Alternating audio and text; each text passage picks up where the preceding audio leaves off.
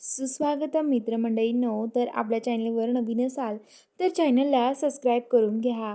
तर आजच्या भागामध्ये इकडे आता धैर्यला वकिलांना धैर्य विनंती करतो, लवकरात लवकर तुम्ही सह्या करा आणि वकील साहेब मला लवकर इथून बाहेर काढा निर्दोष, असं म्हणत असतो. तर आता पोलीस पण बघतात, तर त्याच्यावर असतं धैर्य निर्दोष आहे.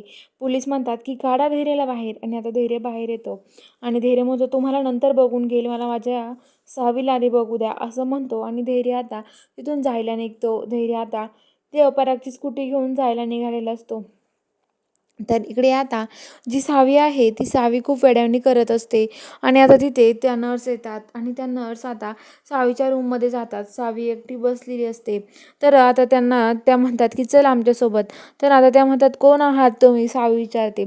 मला नाही यायचं तुमच्यासोबत, जा तुम्ही, असं म्हणत असते सावी. तर आता त्या म्हणतात की हे बघा, काही झालं तरी तुम्हाला आमच्यासोबत यावं लागेल, चला तुम्ही आमच्यासोबत, असं म्हणत असते. आणि सावी म्हणत असते बळजबरी चला चला. तर आता त्या येत नसतात. पण आता त्या म्हणतात की हे बघा तुम्ही तुम्हाला लागेल बरं का नाहीतर.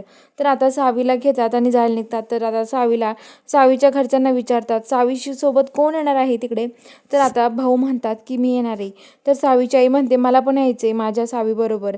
तर केतन म्हणतो आई तू कशाला जाते अगं उगाच तिथे, नको जाऊ तू, भाऊ चाललेत ना. तर आता लगेच ती म्हणते की मग केतन, मी असं सोडून देऊ का माझ्या मुलीला, मी असं नाही सोडणार, मला जायचं आहे तिच्यासोबत, असं म्हणतात. आणि आता तिच्यासोबत सगळेजण जायला निघतात. सावीची आई, सावी, भाऊ असं जायला निघतात. आणि आता सावीला ते ओढत ओढत घेऊन जाते. ते म्हणतात की मी नाही सोडणार तुम्हाला, माझा फ्रेंडला तुमचं नाव सांगून देणार आहे, असं म्हणत असते. आणि आता ते सावीला ओढत ओढत गाडीत घेऊन येतात ॲम्ब्युलन्समध्ये बसवतात आणि तिला तिथून घेऊन जातात. आणि आता इकडं भास्कर, विलास, दामिनी त्यांना खूप आनंद होतो. केतन ते पण तिथून जातात. आणि इकडे आता सावीला ॲम्ब्युलन्समध्ये चालवलेलं असतं. आणि इकडं धैर्य पण त्याच रोडने येत असतो. धैर्यजवळून सावीची गाडी जाते.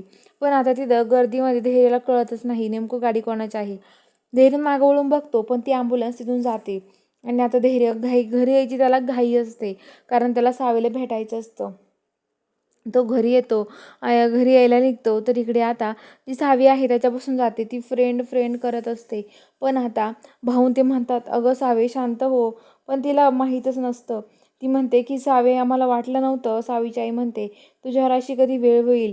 पण आता भाऊ म्हणतात अगं तू कशाला काळजी करते, अगं तू अनुराधा काळजी करू नको, आपली सावी लवकरच बरी होऊन घरी येणार आहे, तू कशाला तिची काळजी करते, मी आहे ना तुझ्यासोबत, चल, असं म्हणत असतात. तर आता लगेच ती म्हणते की हो भाऊ, पण आता काय करायचं, माझी सावी तर नाही ना, माझी सावी मला ओळखत पण नाही आहे.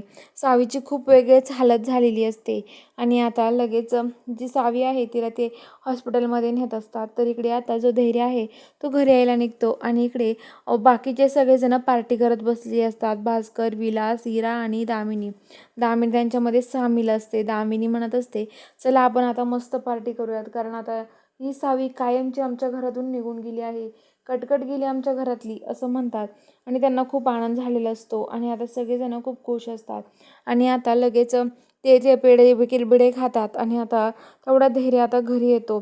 इरा म्हणत असते अवंती आणि नीता वहिनीचं काय करायचं, त्यांचं तोंड कसं गप ठेवणार आहे आपण. तर ते म्हणतात की तुम्ही त्यांची काळजी करू नका, आम्ही आहोत ना त्यांची काळजी करायला, असं ते भास्कर आणि विलास म्हणतात. तेवढ्यात धैर्य आवाज येतो सावी सावी. तर सावी बघत असतो, सगळीकडे शोधतो पण त्याला कुठे सावी सापडत नाही. तर आता सगळेजण शांत बसतात. ते म्हणतात ते धैर्यला काय सांगायचं. तर आता धैर्य खाली येतो आणि विचारतो आई कुठं आहे माझी सावी. तर ते म्हणतात की तुझी आई सावीला आम्ही वेड्याच्या हॉस्पिटलमध्ये पाठवलं, धैर्य माफ कर मला, असं म्हणत असते. तर आता धैर्य म्हणतो काय केलं आहे तू. आणि धैर्य तिथून पळत सुटतो हॉस्पिटलच्या दिशेने जायला. तर चला बघूया आता पुढील भागात काय ट्विस्ट आहे. बघायला चॅनलला सबस्क्राईब करा.